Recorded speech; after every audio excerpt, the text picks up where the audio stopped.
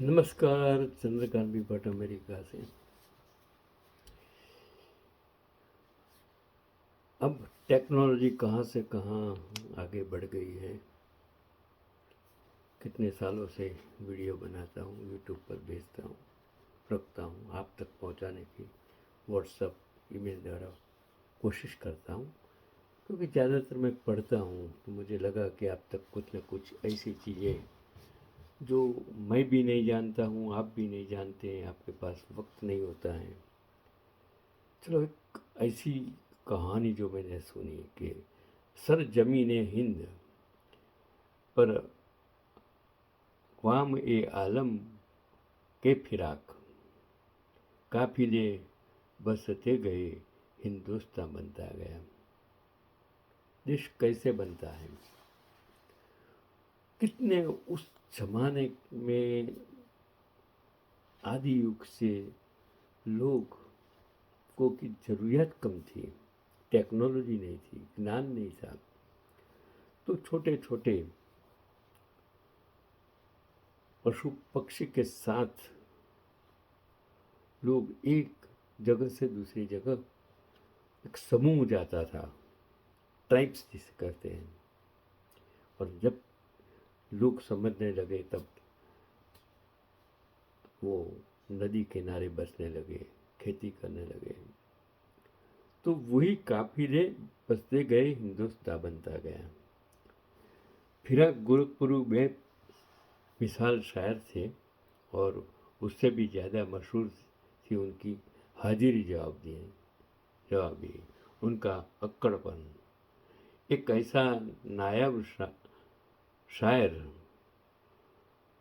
जो खुद के बारे में ये बात कह पाया, आने वाली नस्लें तुम पर रश्क करेगी, आने वाली नस्लें तुम पर रश्क करेगी, हम असर हो, जब भी उनको ध्यान आएगा तुमने फिराक को देखा है। एक बार फिराक को गोरखपुरी एक मुशायरे में शिरकत कर रहे थे। उनके पहले तमाम अलग अलग शायरों से पढ़वाया गया। फिराक उपते रहे। इस सब से बावजूद वो धीरज से अपनी बारी का इंतज़ार करते रहे। आखिरकार लंबे इंतज़ार के बाद उनकी बारी आई। वो उठे और माइक पर गए। अब बारी थी गोला दागने की। उन्होंने कहा, हजरात, अब तक आप कव्वाली सुन रहे थे, अब कुछ शेर सुन लीजिए। एक बार इलाहाबाद में कोई मुशायरा हो रहा था। यहाँ भी तमाम शायरों से पढ़वाया जाता रहा। जब फिराक साहब गज़ल पढ़ने के लिए खड़े हुए तो लोग हंसने लगे। लोगों को हंसते देखकर वो भड़क गए और कह उठे, लगता है आज मूंगफली बेचने वालों ने अपनी औलादों को मुशायरा सुनने को भेज दिया है। ऐसा था फिराक का गुस्सा। हालांकि बाद में स्टेज पर बैठे शायरों ने नोट किया कि फिराक की शेरवानी के नीचे से उनका नाड़ा लटक रहा है। कैफी आदमी उठे, उनकी शेरवानी उठाकर नाड़ा उनकी कमर में खोस दिया। लोग हंस पड़े, लेकिन फिराक ने जब अपनी गज़ल सुनाई तो सब वाह वाह कर उठे। जैसा कि हमने कहा कि फिराक बहुत अक्कड़ थे, वो अक्सर कहा करते थे, हिंदुस्तान में ही सही अंग्रेजी सिर्फ 2.5 लोगों को आती हैं, एक मैं, एक सर्वपल्ली राधाकृष्णन और आधा जवाहरलाल नेहरू। सन 1948 की बात है। पंडित जवाहरलाल नेहरू ने फिराक को आनंद भवन से मिलने के लिए बुलाया। जब रिसेप्शनिस्ट ने उसका नाम पूछकर बैठने को कहा तो फिराक को अच्छा नहीं लगा। उसी घर में वो 4 साल जवाहरलाल नेहरू के साथ रहे थे। जवाहरलाल प्रधानमंत्री बन गए तो क्या उन्हें इंतज़ार करना होगा? फिराक ने अपना नाम बताया, रघुपति सहाय। रिसेप्शनिस्ट ने कागज़ की एक पर्ची पर आर सहाय लिखा और अंदर भेज दिया। फिराक लंबे समय तक इंतज़ार करते रहे। फिर उनका पारा चढ़ गया। वो चिल्लाए, मैं यहाँ इंतज़ार करने नहीं आया हूँ। आज तक मुझे इस घर में आने से कभी नहीं रोका गया। कह देना जवाहरलाल से कि मैं 8x4 बैंक रोड पर रहता हूँ। और वो वहाँ से निकल पड़े। शोर सुन के नेहरू जी जल्दी से बाहर आए और बोले, अरे रघुपति, तुम यहाँ क्यों खड़े हो? तुम्हें घर पता है, तुम्हें सीधे अंदर आना चाहिए था। उन्होंने फिराक को गले लगा लिया। जब फिराक ने उन्हें बताया कि काफ़ी देर पहले ऋषभ नानी ने उनके नाम की पर्ची अंदर भेजी थी, तो नेहरू ने जवाब दिया, भाई 30 साल से मैं तुम्हें रघुपति के रूप से जानता हूँ, यह आर सहाय कौन हो गया? उसके बाद नेहरू उन्हें अंदर ले गए और देर तक बातें की। अचानक फिराक चुप हो गए। नेहरू ने पूछा, अभी तक तुम गुस्से में हो क्या? फिराक ने मुस्कुराकर जवाब दिया, तुम मुखातिब भी हो, करीबी भी, तुमको देखे कि तुमसे बात करें। आज फिराक ग्रुप अभी कुछ समय पहले उनका जन्मदिन, तो जिंदगी क्या है आज ऐसे ये दोस्त सोच ले और उदास हो जाए। ये आर्टिकल्स मैंने, जिसका नाम था यूनिस खान, उसने लिखा था।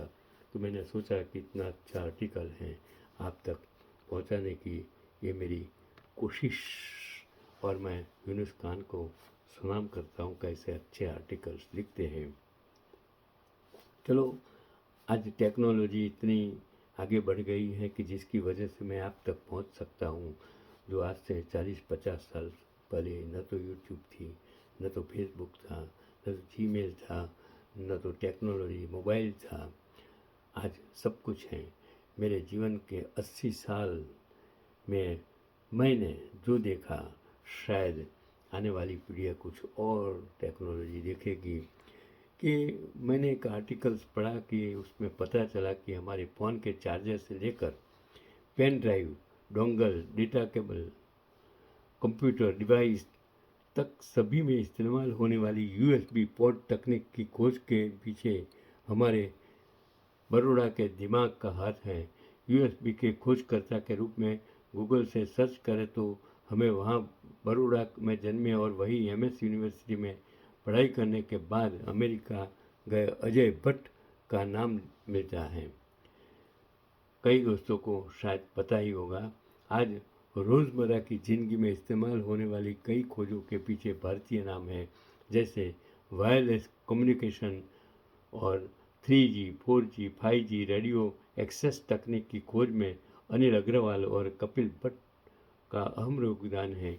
हमारे कंप्यूटर, इंटरनेट आदि जिन पर ये सब चलते हैं, उनके पीछे फाइबर ऑप्टिक्स के जनक नरेंद्र सिंह कापानी हैं। सुपर कंप्यूटर के एल्गोरिज्म पर काम करने वाले एल्गोरिज्म नरेंद्र कर्मकर ने बनाए हैं।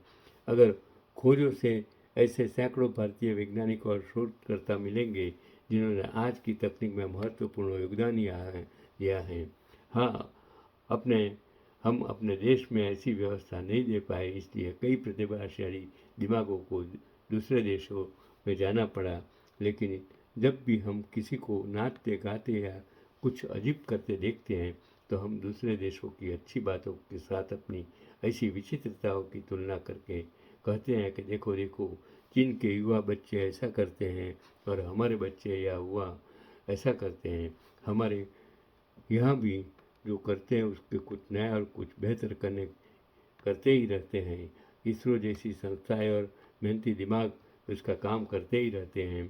सितारों को देखकर कुछ बच्चे रोते हैं, इसलिए ऐसे जीनियस अपना काम बंद नहीं करते, ये करते ही रहते हैं। असल में हम बॉलीवुड या इंस्टाग्राम के नर्तकों को फॉलो करते हैं। हम यूट्यूब या सोशल मीडिया के कौमी या जातिवादी बच्चों को देखते सुनते हैं, इसलिए हमें उनका एल्गोरिज्म अजीबोगरीब नाच गाना या कौम जाति वाला कंटेंट दिखाता रहता है। वैसे वैज्ञानिक या शोधकर्ताओं को हमारे जैसे सोशल मीडिया में आने का कोई शौक या समय नहीं होता। हालांकि अगर ऐसे प्रतिभाशाली दिमाग सोशल मीडिया में भी हो, तो भी इनके फॉलोअर्स आलिया भट्ट के 1% फॉलोअर्स जितने भी नहीं होते। आधी पैंट बाहर दिखाने वाले जस्टिन बीबर के फॉलोअर्स हो उसके 0.01% भी। सैम ऑल्टमैन, जो आज के एआई बूम में प्रमुख नाम है, के फॉलोअर्स नहीं होते। कोई भी देश हो, अधिकतर जनता कम या ज़्यादा इसी तरह की होती है। हमारे वहाँ आबादी ज़्यादा है और आत्म अनुशासन कम है, इसलिए यह थोड़ा ज़्यादा दिखता है। बाकी जो कुछ नया कुछ बेहतर करना चाहते हैं ये कोशिश करते ही रहते हैं। मेरा कहने का तात्पर्य यह है, आज का मेरा यही पैगाम है कि हम आजकल जो नौटंकीबाज राजनेताओं ने देश की लोकशाही को जो इतनी कोमबाद में जहरील बना दी है, मैं अभी देखता हूँ कि हम क्या बात कर रहे हैं। कोई बोलता है कि मेरी माँ को गाली दी, कोई बोलता है कि मेरे भाई को गाली, कोई बोलता है कि हिंदू मुसलमान पाकिस्तान, ये क्या कर रहे हैं। हमें उससे ऊपर उठकर देश की टेक्नोलॉजी, देश की प्रगति, देश की अर्थव्यवस्था, रोजगारी, शिक्षा और स्वास्थ्य व्यवस्था सस्ती हो और महंगाई कम हो, उसके बारे में ज़्यादा सोचने की ज़रूरत है। बाकी आने वाली पीढ़ियों में अगर ऐसा जहर आप डालेंगे, इस दशक में जो जहर डाल दिया है उससे ऊपर उठकर भारत की अस्मिता के लिए आपको सोचना पड़ेगा। मैं तो सिर्फ अमेरिका में से आपको यही कहना चाहता हूँ कि छोड़ दो ये धार्मिक और राजकीय नेताओं से आप उब गए हैं, उनसे ऊपर उठकर आप टेक्नोक्रेट बन सकते हैं। यही आज का पैगाम।